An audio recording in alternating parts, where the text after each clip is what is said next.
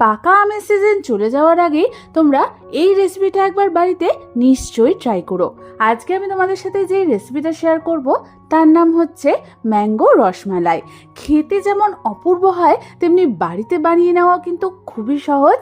তাহলে চলো এই অপূর্ব মিষ্টিটা বানাতে কি কি লাগছে সেটা দেখে নিই। আর আমি সুস্মিতা তোমাদেরকে আমার চ্যানেল ইয়ামিটস বাংলাতে স্বাগত জানাই। এই রেসিপিটার জন্য প্রথমেই আমি এখানে গ্যাস জ্বালিয়ে একটা কড়াই বসিয়ে দিলাম, আর তার মধ্যে আমি দিয়ে দিলাম প্রথমেই 2 থেকে 3 চামচ পরিমাণ জলটা দেওয়ার পর আমি এর মধ্যে দিয়ে দেবো প্রায় 1/2 লিটার মতন ফুল ফ্যাট দুধ।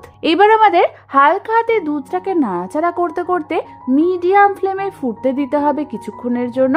এবার আমি অন্যদিকে একটা ছোট বাটির মধ্যে নিয়ে নিয়েছি প্রায় 3 টেবিল চামচ পরিমাণ গুঁড়ো দুধ। এবার অন্যদিকেও তোমরা দেখো আমাদের দুধটা কিন্তু গরম হয়ে এসেছে। এবার এই লিকুইড দুধটা থেকে হাতার সাহায্যে অল্প পরিমাণ দুধ তুলে নিয়ে আমি এই গুঁড়ো দুধের মধ্যে দিয়ে দেব। তারপর আমাদের সমস্ত কিছুকে ভালো মতো একবার মিশিয়ে নিতে হবে। ভালো মতো সমস্ত কিছু মিশানো হয়ে গেলে এবার এই মিশ্রণটাও আমি ওই দুধের মধ্যে আস্তে আস্তে দিয়ে দেব। এবার আমাদের হালকা হাতে এটাকে ভালো মতো নাড়াচাড়া করে নিতে হবে। ভালো মতো নাড়াচাড়া করার পরে আমি এর মধ্যে একে একে দিয়ে দেব 1 চামচ পরিমাণ এলাচ গুঁড়ো, প্রায় 1 থেকে 2 টেবিল চামচ পরিমাণ কুচনো ড্রাই ফ্রুটস, আর আমি এর মধ্যে দিয়ে দেবো 1 পিঞ্চ মতো স্যাফরন। এবার আমাদের সমস্ত কিছুকে হালকা হাতে নাড়াচাড়া করতে করতে দুধটাকে আমাদের মিডিয়াম ফ্লেমে ফুটতে দিতে হবে যতক্ষণ না দুধটা হালকা ঘন হয়ে আসছে। প্রায় 4 থেকে 5 মিনিট পর তোমরা দেখো আমাদের দুধটা কিন্তু হালকা ঘন হয়ে এসেছে। এই সময় আমি এর মধ্যে দিয়ে দেবো প্রায় 3 থেকে 4 টেবিল চামচ পরিমাণ কনডেন্স মিল্ক। তোমরা যেরকম মিষ্টি চাও সেই অনুযায়ী এখানে কনডেন্স মিল্কটা অ্যাড করবে। কনডেন্স মিল্ক দেওয়ার পর আমাদের সমস্ত কিছুকে হালকা হাতে আরও একবার ভালো মতো নাড়াচাড়া করে মিশিয়ে নিতে হবে। ভালো মতো মেশানো হয়ে গেলে কিন্তু আমাদের রসমালাইয়ের যে রসটা সেটা রেডি হয়ে যাবে। এবার আমাদের এটাকে সম্পূর্ণ ঠান্ডা হতে রেখে দিতে হবে বেশ কিছুক্ষণের জন্য। বেশ কিছুক্ষণ পর তোমরা দেখো আমাদের দুধের মিশ্রণটা কিন্তু একদম ঠান্ডা হয়ে গেছে। ঠিক এই সময় আমি এর মধ্যে দিয়ে দেবো প্রায় 1/2 কাপ পরিমাণ ম্যাঙ্গো পাল্প।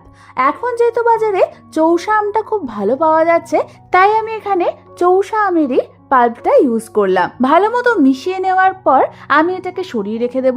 অন্যদিকে আমি একটা বাটির মধ্যে নিয়ে নিয়েছি প্রায় 3 থেকে 4 টেবিল চামচ পরিমাণ ম্যাঙ্গো পাল্প।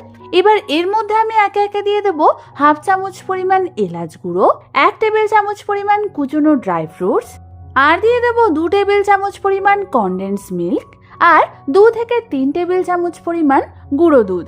এবার এই ম্যাঙ্গো পাল্পটার সাথে সমস্ত কিছুকে ভালো মতো একবার মিশিয়ে নিতে হবে। তোমরা দেখো সমস্ত কিছু কিন্তু ভালো মতো মিশানো হয়ে গেছে। এবার এই মিশ্রণটাকেও সরিয়ে রেখে স্লাইস করা সাদা পাউরুটি আর নিয়ে নিয়েছি এরকম ছোট মুকালা একটা গ্লাস। এবার এই গ্লাসের সাহায্যে আমাদের পাউরুটির মাঝখানটাতে এরকম গোল করে পাউরুটিটাকে কেটে নিতে হবে। ঠিক একই রকম ভাবে আরো একটা পাউরুটিকে আমি এরকম গোল শেপ করে কেটে নেব।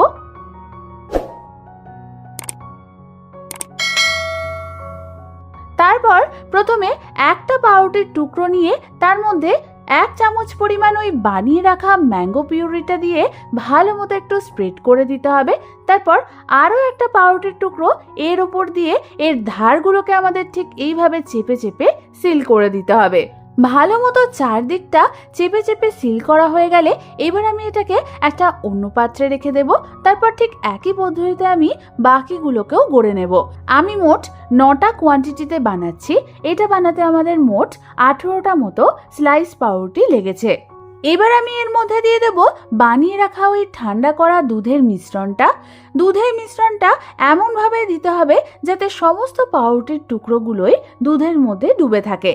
সমস্ত দুধটা দেওয়া হয়ে গেলে এবার আমি ওর ওপর দিয়ে ছিটিয়ে দেব কিছুটা পরিমাণ ড্রাই ফ্রুটস। তারপর আমাদের এটাকে ফ্রিজে সেট হতে রেখে দিতে হবে প্রায় 1 ঘন্টার জন্য। ব্যাস, তাহলে কিন্তু আমাদের আমের এই রসমালাইটা একদম রেডি হয়ে যাবে। কি একটা দারুণ মিষ্টির রেসিপি শিখিয়ে দিলাম তো। তাহলে আর দেরি না করে বাড়িতে যে কোনো একদিন এইভাবে এই ম্যাঙ্গো রসমালাইটা বানিয়ে দেখো। আশা করি তোমাদের সকলেরই খুবই ভালো লাগবে। রেসিপিটা ভালো লেগে থাকলে একটা লাইক অবশ্যই করে দিও, আর আমার চ্যানেলটাকে সাবস্ক্রাইব করতে কিন্তু একদম ভুলো না। আজ তাহলে পর্যন্তই, আমি আবার চলে আসবো তোমাদের কাছে নতুন কোনো রেসিপি নিয়ে।